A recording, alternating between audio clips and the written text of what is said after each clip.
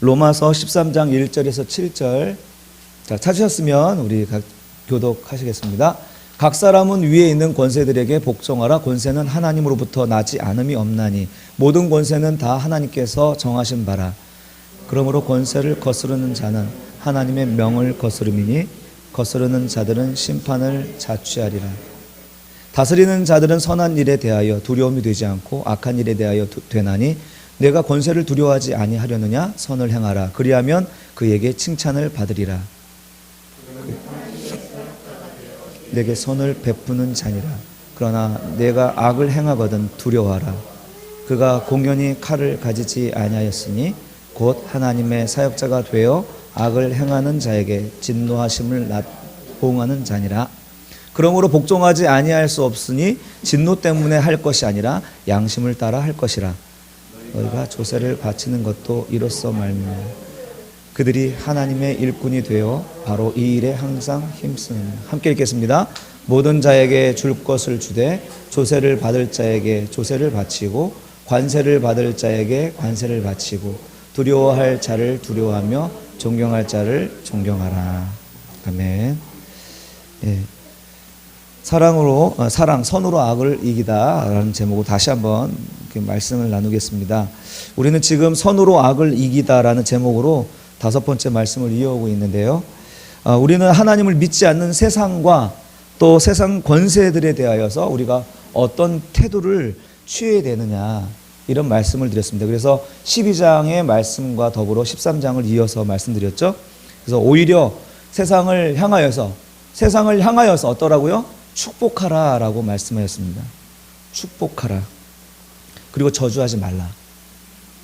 우리를 미워하고 핍박하는 세상을 향하여 어떻게 하라고요? 축복하라고요. 저주하지 말고. 저들이 왜 그럴 수밖에 없는지 하나님께 아뢰라는 거죠. 그리고 두 번째는 그들과 함께 공감하라는 것이었죠. 네, 기독교인들은 공감 능력이 뛰어난 사람입니다. 그리고 선으로 악을 이겨라 라는 것이 우리 세상 사람들을 향한 우리들에게 주신 바울의 교훈입니다. 이것이 이제 확대되어서 세상 권세에 대하여서는 어떤 태도로 나타나느냐? 그게 복종이라는 것입니다. 복종. 특별히 모든 권세는 하나님이 정하셨습니다. 우리 1절 한번 볼까요? 다시 한번 읽어봅시다. 시작. 각 사람은 위에 있는 권세들에게 복종하라. 권세는 하나님으로부터 나지 않음이 없나니 모든 권세는 다 하나님께서 정하신 바라. 아멘. 자, 하나님께서 정하신 권세라는 거예요. 그러니까 하나님이 이 땅을 그냥 창조하고 내버려 두신 게 아니라 이 창조된 이 땅을 경영하시고 유지하시고 또 발전시켜 나가시기 위해서 하나님은 이 모든 영역에서 모든 사람에게 권세를 주셨다는 겁니다. 권세. 그러니까 권세는 하나님이 주셨다는 것입니다. 그래서 우리는 이 권세에 대하여 복종하는데 우리 위에 있는 그 권세자들이 무서워서 그것을 지키는 게 아니라 우리의 양심을 따라 지켜야 된다는 거죠. 선한 양심. 그 양심은 곧 하나님을 믿는 믿음으로 하는 것입니다. 하나님의 권세를 믿기 때문에 그 권세에 순종하는 거죠. 5절 다시 한번 같이 읽어볼까요? 시작. 그러므로 복종하지 아니할 수 없으니 진노 때문에 할 것이 아니라 양심을 따라 할 것이라. 아멘. 예. 그리고 또한 이제 권세는요, 힘을 소유한 어떤 사람, 거기에 앉아 있는 어떤 사람이 그 권세가 아니라 그 일을 수행하는 직무가 권세라고 말씀드렸죠. 2주 전이라 기억이 안 나시나요? 예. 권세는 어떤 사람이 아니고 그 일을 수행하는 그 직무가 권세라는 거예요. 그래서 우리가 그 사람에게 그 순종하는 것이 아니라 그 권세에 순종하는 것입니다. 왜? 그 권세는 하나님께서 주신 것이기 때문에. 자, 뿐만 아니라 이 권세자들에게, 그러니까 그 권세에 순종하는 모든 사람들 뿐만 아니라 권세를 이어받은 사람이잖아요. 권세를 행사해야 될 그 당사자도 마찬가지입니다. 그 일을 위하여 세움을 받은 사람이잖아요. 그렇다면 자기에게 주어진 이 직무에 충성하는 것입니다. 자기 일에 부족하거나 넘어서는 일을 하면 안 되는 거예요. 그 권세가 정해준 그 직무를 넘어서면 안 된다는 거예요. 그러므로 모든 사람들이나 그 일을 맡은 권세자나 모두 권세에 복종한다 하는 것이 바로 이 말입니다. 오늘날 갑질이라는 말을 많이 듣습니다. 갑질이란 무엇일까요? 갑질이란 권세를 맡은 자가 주어진 직무에 복종하지 않고 그 갑이라는 자리에서 타인을 을로 만드는 그 모든 작태가 갑질인 것이죠. 소위 갑이라는 자리는요, 이 갑이라는 자리는 을이 허락한 자리입니다. 그렇지 않아요? 갑이라는 자리는 을이 허락한 자리예요. 그렇다면 을을 위해서 갑은 그 직무를 수행하는 겁니다. 권세를 가지고. 을을 위해서 봉사하고 수고하기 위해 주어진 직무입니다. 그러니 갑질이란 있을 수 없는 것이죠. 하나님은 이와 같은 방식으로요, 세상을 경영하시고 그 권세 위에 권위를 부여하셨습니다. 그래서 이런 인간 세상의 역사를 주관해 가시는 것입니다. 역대상 16장 30절 31절 우리 한번 같이 읽어볼까요? 시작. 온 땅이여 그 앞에서 떨지어다. 세계가 굳고 서고 흔들리지 아니하는도다. 하늘은 기뻐하고 땅은 즐거워하며 모든 나라 중에서는 이르기를 여호와께서 통치하신다 할지로다. 아멘. 예, 우리가 이러한 사실을 알 때, 이런 사실을 우리가 분명히 깨달을 때 우리 신자들은 이 권세에 복종할 수 있는 것입니다. 국가 권력을 한번 생각해 보십시다. 국가는 국민의 자유와 질서를 또 사회 정의를 위해서 존재하는 것입니다. 물론 국가의 역할과 그 기여도에 따라서 다양하게 정의되지만 대체로 모든 국민을 대표하여서 대외적인 안보와 치안을 감당하는 그런 질서 유지를 감당하는 게 국가입니다. 그래도 요즘에 들어서는 좀 더 다양한 역할을 감당하고 있는데 정치 발전을 위해서 또 경제 발전을 위해서 기여해야 합니다. 또 환경의 문제가 크게 대두되고 있죠. 환경 안보에 대하여서도 국가가 힘을 써야 하는 것입니다. 이처럼 국가는 개개인들이 할 수 없는 그 일들을, 그 중대한 일들을, 공동체의 중대한 일들을 그 국민으로부터 그 권리를 이양받아서 대신 수행하는 사람입니다. 대신 봉사하는 사람입니다. 그런 차원에서 모든 국민들은 이런 권세자들에게 빚진 자라는 것이죠. 우리가 해야 될 일들을 하는 것이니까. 그래서 얼마 전에 우리 여기 번영회를 조직해가지고 여기를 좀 활성화시키겠다는 일념으로 우리 아래층 사장님이 나섰죠. 그래서 그렇게 하신다고 하니 또 이곳에 활성화되면 얼마나 좋습니까? 저도 그런 이야기를 함께 나누면서 그럼 사장님 어떻게 도울까요? 저도 대본에 그렇게 나오는 거예요. 필요하시면 저 불러주세요. 그래서 저도 또 회비도 납부했어요. 회비가 아니라 찬조죠, 찬조. 그 일을 잘 수행할 수 있도록. 여러분, 권세라는 것은요, 바로 이와 같이 모든 것을 대표해서 우리를 대신해서 할 수 있는, 해야 될 일들을 감당하는 그 사람에게 이 모든 것들을 우리가 존중해주고 존경해주고 지원해주는 그런 의미에서 국가 권세를 생각해 볼 수가 있는 것입니다. 그런 면에서 우리 국민으로서 우리가 져야 될 국가에 대한 국민의 의무가 있습니다. 우리 4대 의무 혹시 배웠어요? 4대 의무가 뭐죠? 국방의 의무, 납세의 의무, 교육의 의무, 근로의 의무입니다. 예, 그러니까 이런 의무를 통하여서 국가가 언제든지 우리를 대신해서 일하니까 필요하면 부르세요. 그래서 필요한 대로 우리가 납세를 하는 것이고 또 근로를 하고 하는 것입니다. 국가에서 국방의 일을 성공적으로 하기 위해서 어떻게 합니까? 모든 젊은이들이 그 연령대, 정해진 연령대에 국가에 충성하잖아요. 필요한 것이죠. 그 대한민국 국민으로서 국방의 의무를 국가가 잘 수행하기 위해서 젊은이들을 착취해서 국방의 의무를 감당하게 하는 것입니다. 그러니까 어떻게 보면 그 직무 수행을 하기 위해서 내 차례가 되면 얼마든지 마땅히 해야 될 일이라는 거예요. 어떤 형태로? 국방의 의무, 납세의 의무로, 교육의 의무로, 근로의 의무로 이게 하는 것입니다. 이게 최소한의 의무라는 것입니다. 그런데 그런 이 나라를 위해서 이제 헌신하기 위해 온 이 병사들을 이게 자기 집 앞에 텃밭을 일구게 한다든지 개인의 자동차를 운전한 승용차를 운전하게 하는 그런 기사로 쓴다면 이건 뭡니까? 그 자리를 남용한 거죠. 자기의 그 국가의 그 자격을 국가로부터 위임받은 그 자격을 남용한 것이잖아요. 이게 갑질입니다. 이게 갑질. 자기의 직무를 넘어선 거잖아요. 지난 정권의 국정농단이 발음이 잘 안 돼요. 오늘 아침에도.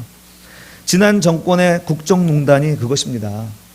농단이란 말이 뭡니까? 농단이란 말을 찾아보니까 높은 언덕의 농이란 뜻, 낭떠러지를 뜻하는 끈을 단, 이런 단어에서 이제 유래되었다고 합니다. 깎아 세운 듯이 이렇게 높이 세운 언덕에 혼자 올라서 이제 가장 유리한 자리에 앉아가지고 모든 이익을 독차지하는 그런 데서 이제 이 농단이란 말이 유래가 되었습니다. 모든 국민이 국가를 위해서 국민을 위해서 내어준 그 높은 자리잖아요. 그 자리는 국민들에게 봉사하라고 수고하라고 감사하여서 존경하여서 내어준 자리인데 그 자리에서 마땅히 행해야 될 직무는 하지 않고 그 자리를 이용하여서 이익을 독차지하려 할 때 그 권세는 제재받아 마땅한 것입니다. 여러분, 이처럼 권세에 대한 잘못된 이해 때문에 잘못된 권력 행사로 인하여서 오늘날 민주사회가 참 이상해져 가고 있는 것이죠. 이런 것은 절대로 우리는 용납해서는 안 되겠습니다. 권력은 허락받은 범위 안에서만 권력입니다. 맞죠? 우리는 지금까지 권세에 대한 일반적이고 또한 성경적인 가치관에서 이 권세를 살펴봤습니다. 권세는 하나님이 주셨고 그리고 그 직무 안에서 행해지는 권력이어야만 정당하다. 그것을 넘어서는 것은 부당한 것입니다. 이번에는 국가 정책에 대해서 한번 생각해 봤으면 좋겠습니다. 왜냐하면 국가 권력은 정책을 통해서 권력화되기 때문에 그렇습니다. 자, 이 법을 통하여서 이 권력화되는 이 정책은 여러 가지 가치들이 많이 담겨 있습니다. 특별히 이 가치들 가운데 중립적 가치가 있고 절대적 가치가 있습니다. 중립적 가치는 정답이 없어요. 어떤 정당이 하든 해법은 있어요. 어느 정도. 그러나 절대적 가치는 이것은 투표나 또 어떤 정당 활동을 통해서 법으로 제정해서 이건 지켜야 될 일이지 사람의 여론으로 결정될 일이 아니라는 것입니다. 그러니까 우리가 정책을, 국가 정책을 우리가 이해할 때 이런 중립적 가치와 절대적 가치를 좀 구분할 필요가 있는 것입니다. 오늘날 우리는 이런 구분이 모호해지는 것이 참으로 안타깝습니다. 절대적 가치는 사라지고 오로지 사람의 요구와 여론이 모든 가치를 결정하고 있기 때문에 그렇습니다. 물론 대부분의 정책들은 중립적인 가치를 가지고 있습니다. 여야가 대립하는 경우가 바로 그거 아닙니까? 각 당의 철학과 전제가 얼마나 달라요. 그 전제에 따라서 얼마든지 다른 목소리를 낼 수가 있습니다. 그러나 그 다른 목소리에 대하여서 국민들은 투표라는 것을 통하여서 지지하고 그리고 선출된 그 정책과 선출된 정당의 방향을 따라서 온 국가는, 온 백성들은 따라가는 것이 마땅한 것입니다. 예를 들어서 경제에 대한 생각이 어떻게 다른가? 진보 진영의 생각은 어떻습니까? 불평등, 불균형 사회가 혼란을 야기한다라고 생각합니다. 그래서 이런 혼란이 결국은 경제 발전을 방해한다. 그러니 분배의 정책을 펴야 한다. 분배적인 그런 사고를 가지고 있습니다. 보수 진영은 어떤가요? 분배를 강조하면 자유경제의 어떤 그 힘을 잃을 수 있다. 열심히 자유경쟁을 통하여서 그 사람의 능력을 100번 활용할 수 있도록 해야 한다. 이런 생각으로 무한 자유경쟁을 주장합니다. 그래서 승자의 경제력을 통해서 국가 경제를 견인할 수 있다라는 생각을 가지고 있는 것이죠. 여러분, 이렇게 같은 경제라는 같은 목적을 두고 완전히 다른 철학과 전제를 가지고 정치적 대립을 하고 있는 것이 오늘 현실입니다. 그것이 잘못된 것인가요? 아닙니다. 그것은 정당한 절차입니다. 이런 대립과 이런 토론과 이런 논쟁을 통하여서 결국은 경제는 발전하게 될 것입니다. 정답은 없습니다. 두 가지 다 정답을 말하는 것도 아니고 두 가지 다 틀린 말을 하는 게 아니기 때문에 그렇습니다. 이렇게 중립적 가치를 두고 경제는 변증법적 정반합으로 이렇게 발전해 온 것입니다. 여러분, 이것은 어떤 절대적인 해법이나 절대적 가치가 있어서가 아닙니다. 그것은 오히려 각자의 어떤 철학이나 전제의 문제인 것입니다. 이럴 때 크리스찬은 어떤 태도를 취해야 됩니까? 크리스찬은 진보이든 보수이든 국가가 정당한 절차와 법에 명시된 그 방식으로 채택된 정책이나 정당이라면 복종하라는 것입니다. 혹시 나와 맞지 않는다 할지라도 복종하는 것이 합법이라는 것입니다. 우리가 맞지 않는다 할지라도 정치적인 행위와 정치 의사를 적극적으로 할 수 있는 채널은 얼마든지 있습니다. 그러나 그 방법 역시 절차적이고 절차가 역시 정당해야 한다는 것이죠. 국방의 문제도 그리고 사회 문제도 중립적인 가치에 대한 우리의 생각은 바로 이런 모든 토의와 절차가 정의롭다면 복종해야 하는 것입니다. 국민은 그 정책과 해법을 가진 정권과 정당에 투표했고 이제 그 추이를 지켜보면서 따라가야 하는 것이죠. 그래도 우리나라가 감사한 것은 민주사회라는 것이죠. 소수의 목소리도 존중되고 반대의 목소리도 얼마나 자유롭게 외쳐지고 있습니까? 저는 문재인 정부를 지지하거나 추종하는 사람은 아닙니다. 그러나 이렇게 저렇게 목소리를 내는 이런 모습만 봐도 물론 혼란스러워 보이지만 많이 민주화되었다 이렇게 생각을 합니다. 그러나 국회의원은 좀 다르죠. 국회의원은 국회에서 토의를 통해 회의를 통해서 자기들의 생각과 국민들의 생각을 전달하라고 뽑아준 사람들이죠.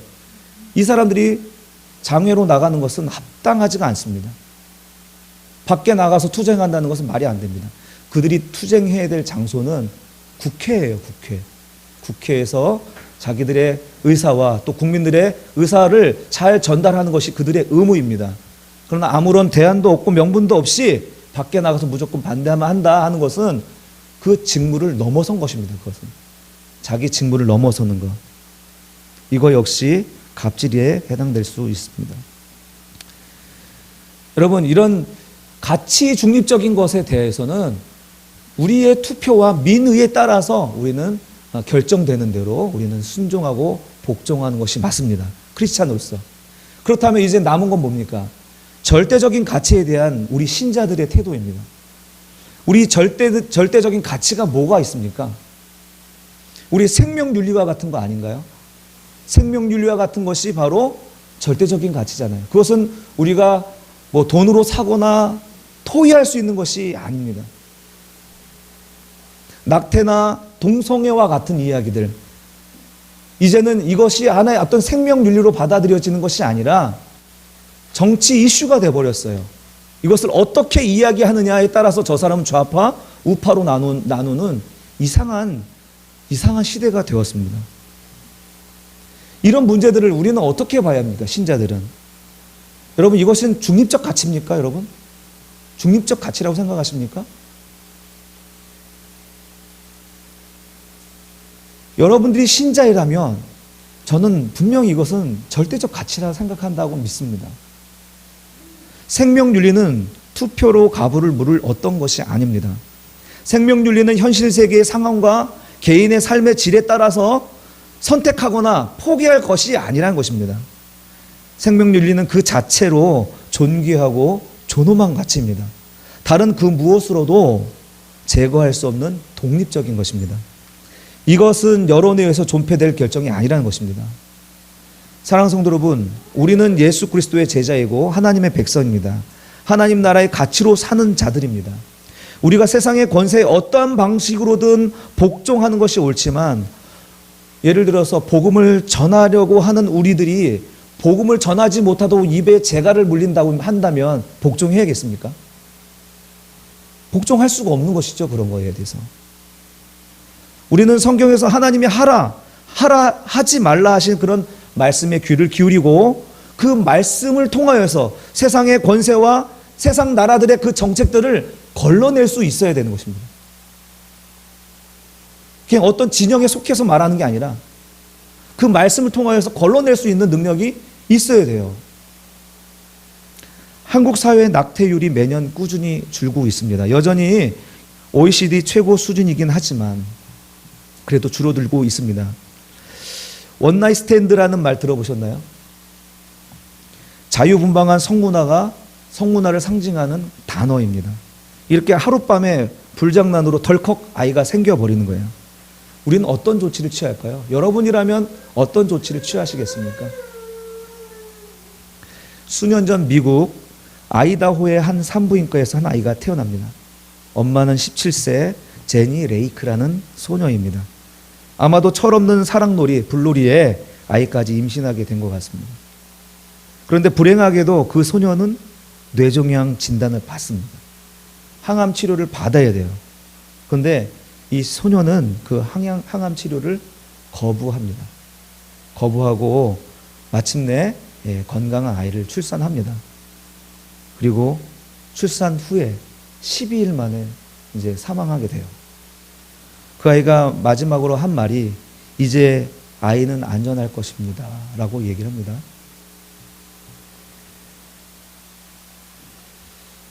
참 그 이야기를 보면서 참 우리 이 생명에 대한 생각이 이래야 되지 않는가, 적어도 이런 생각을 하게 됩니다. 지금 한국 사회는 낙태죄 폐지하냐 안 하냐 이런 헌법재판소에 지금 제소되었고 또 그리고 그 결과가 이미 나왔습니다. 이제 여론에 의해서 2020년이면 폐지해야 된다는 쪽으로 이제 결정이 되었습니다. 저는 낙태에 대해서 죄를 물어야 되느냐 말아야 되느냐 대해서 말하는 게 아닙니다, 여러분. 이것은요 세상 권세들이 정할 일이에요. 그러나 우리 믿는 신자들이 이 생명에 대하여 우리는 어떤 태도를 취해야 되느냐 하는 것을 묻는 것입니다. 우리가 어떤 편에 들어가서 이렇게 주장하는 그 차원이 아니고 이 생명 자체에 대해서 우리가 어떤 태도를 취해야 되느냐, 그 법과 상관없이요. 이건 우리에게 있어서는 절대적 가치니까. 그런 부분에서 우리는 참 신중하게 그리고 좀 의식이 있는 그런 결단을 우리 삶 속에서 내릴 때 우리 주변의 사람들이 어떻게 볼까요?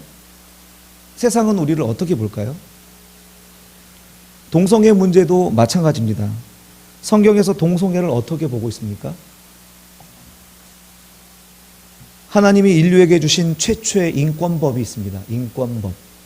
창세기 2장 23, 24절. 아담이 이르되 이는 내 뼈 중에 뼈요 살 중에 살이라. 이것을 남자에게서 취하였은즉 여자라 부르리라 하니라. 이러므로 남자가 부모를 떠나 그의 아내와 합하여 둘이 한 몸을 이룰지로다. 예, 부모를 떠난 남자는 여자와 한 몸을 이루는 것입니다. 하나님 보장하신 질서이죠. 그런데 로마서 1장 27절 그와 같이 남자들도 순리대로 여자 쓰기를 버리고 서로 향하여 음욕이 부릴 듯하며 남자가 남자와 더불어 부끄러운 일을 행하여 그들의 그릇 때문에 상당한 보응을 그들 자신이 받았느니라. 예, 이렇게 하나님께서 정하신 그런 보장하신 질서를 거절하는 것은 성경에서 지지하지 않습니다. 예. 그것은 죄이고 옳지 못한 것입니다. 자, 그러면 이제 교회와 성도는 이제 어떻게 해야 될까요? 이런 거에 대해서. 동성애는 죄다 성경에서 그렇게 얘기를 하는데 우리 성도들은 이제 어떻게 해야 되냐고요. 이제 목회자가 이제 피켓 들고 나가서 정치판에 뛰어들어야 됩니까?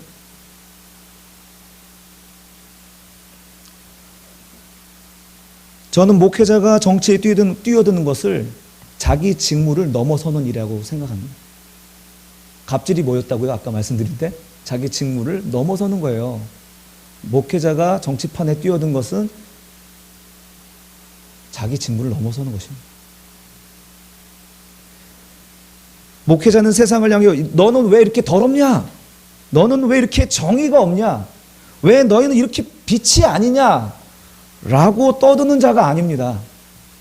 목회자는 자기 공동체, 하나님께서 맡겨주신 그 교회에서 빛으로 살 수 있도록 말하는 자이기 때문에 그렇습니다. 옛 영국에서 국교회 소속 설교 정치인들의 파행이 기독교 신앙의 폐쇄성과 오만함을 만방에 드러내었습니다. 그래서 순수 신앙을 갖고자 그 열정을 가지고 신앙의 자유를 위해서 미 대륙으로 떠난 것이 청교도들 아닌가요? 설교 정치인, 정치 목회자, 도대체 어디서 나온 단어인지 모르겠습니다. 오직 목회자는 주님이 주신 교회를 목양하고 오직 성도들을 빛의 자녀로 그 정체성으로 훈련하라고 주신 직무입니다. 여기서 넘어서는 것은 교만이고 영적인 갑질입니다. 그러면 이제 어떻게 됩니까? 목회자나 설교자는 하나님의 뜻을 드러내주는 일을 하면 됩니다. 성경이 이렇게 말씀하신다. 동성애는 성경에서 죄라고 말하더라. 술이라는 중독에서 또 성이라는 중독에서 이들을 빠져나올 수 있도록 도와줍시다. 이런 역할을 교회 공동체에서 얘기하면 돼요. 그리고 성도들은 어떻습니까? 이제 하나님의 뜻을 이제 분명히 내가 깨달았다면 내가 그 세상 속에 들어가서 빛으로 살면 되는 것입니다.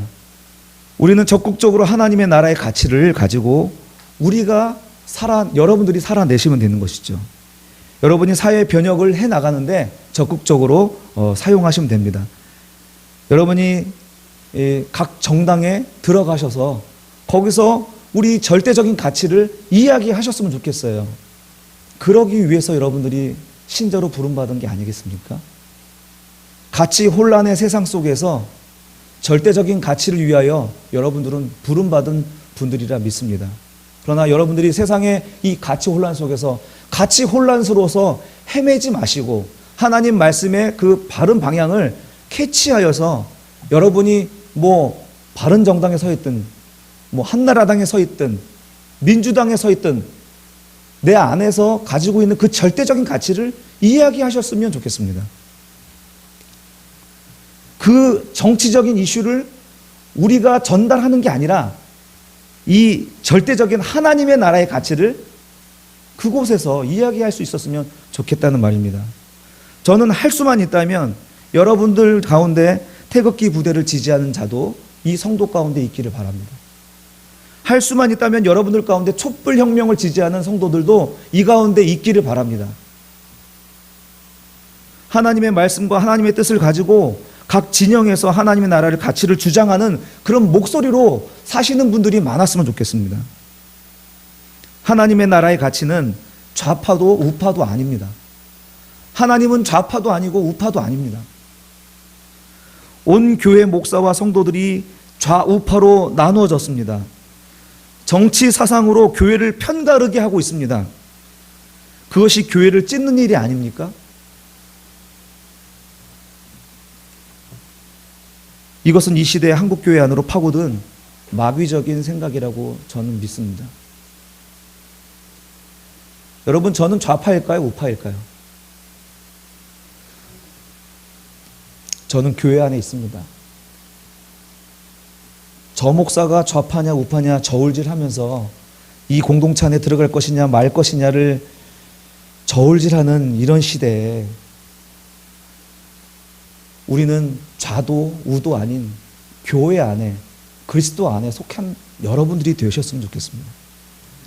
이제 말씀을 정리하겠습니다. 우리는 사도로부터 세상 권세에 복종하도록 요구받았습니다. 권세가 무엇인지 바르게 이해하고 정당한 절차와 민주적 절차를 따라 형성된 그 권세에 복종하는 것이 옳은 줄로 믿습니다. 그러나 갑의 자리에 올라서 농단에 참여하는 것에 대하여서는 우리는 단호히 거절하며 거부해야 합니다.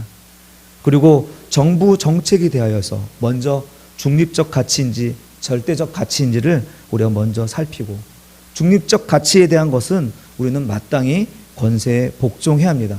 혹시 내가 내 견해와 맞지 않는다면 그 견제 권세가 있잖아요. 견제 권세를 통하여서 관리, 감시, 감독을 우리들이 적극적으로 하면 됩니다. 그러나 절대적인 가치에 대하여서는, 우리가 신자로서 용인할 수 없는 그런 부분에 대하여서는 하나님이 어떻게 말씀하시는지 하나님의 말씀으로 걸러내는, 이 필터링 할 수 있는 그런 능력이 우리 가운데 있기를 바랍니다. 정치색으로 하나님 말씀을 걸러내는 게 아니라 하나님 말씀으로 모든 정책들을 여러분들 걸러낼 수 있는 그런 시야와 시각이 우리 가운데 있기를 바랍니다. 적극적으로 여러분의 자리에서 발설하십시오. 촛불 집회에도 나가시고 태극기 집회에도 나가십시오. 가셔서 우리 신앙적 가치를 말씀하실 수 있는 저와 여러분들이 되기를 바랍니다. 하나님 말씀이 모든 면에서 우리가 우선이 되기를 원합니다. 그 말씀이 모든 진리와 가치의 캐논, 절대적 기준이 되기를 원합니다. 그런 지식이 우리 안에 있기를 원합니다. 그것을 우리가 파헤치고 깨달을 때 그것을 통하여 세상을 밝히고 어둡고 혼란스러운 가치 혼란 속에 있는 사람들에게 정말 가치가 무엇인지, 진리가 무엇인지를 보여줄 수 있는 그런 삶의 아이콘으로 우리를 사용하여 주옵소서. 함께 조용히 묵상하며 기도하십시다.